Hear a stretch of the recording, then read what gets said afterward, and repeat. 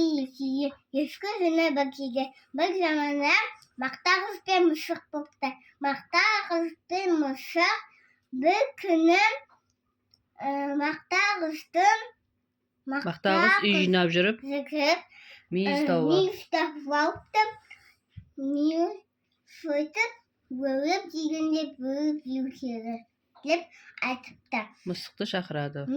Мысық, келші депті. Мысық, келші депті. Мысық, келші депті.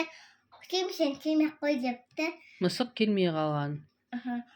Сосын мүйізді өзі жеп қойыпты. Мысық шамалдан кейін түгіп қалыпты. Мақта қыз неғып мені шақырдың депті. Мағына мен мүйіз тауып депті. Ол мүйіз қайда депті. Ол мүйізді мен жеп қойдым депті. Ол мүйізді жеп қоймас едің депті. Мысық ашуланып, сүтті төгіп алыпты.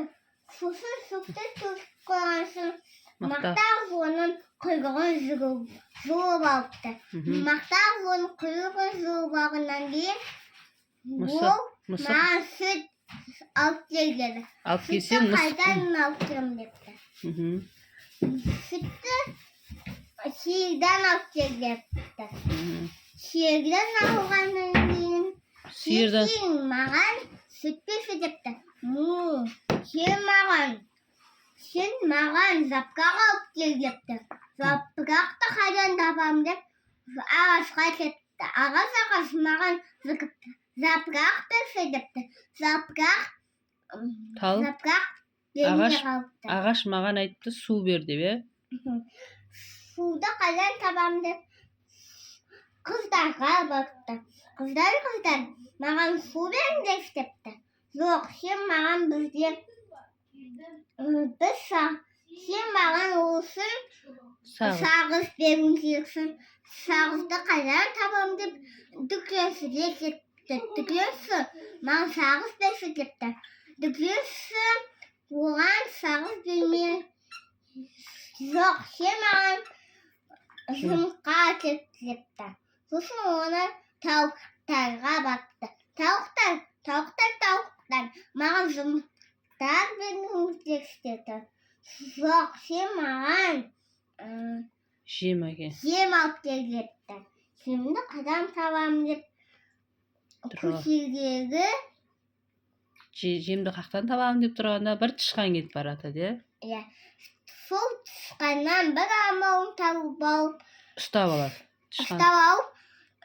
жемнің алып алыпты. Жемді алып тауықтарға беріпті. Тауықтарды жұмыртқасын алып дүкеншіге беріпті. Ал дүкенші оған сағыз беріп қыздарға беріпті. Қыздар оған су беріпті. Ал тауға су беріпті. Тау оған запырақ беріпті. Ал оны сиырға әкетті. Сиыр оған сүт беріпті.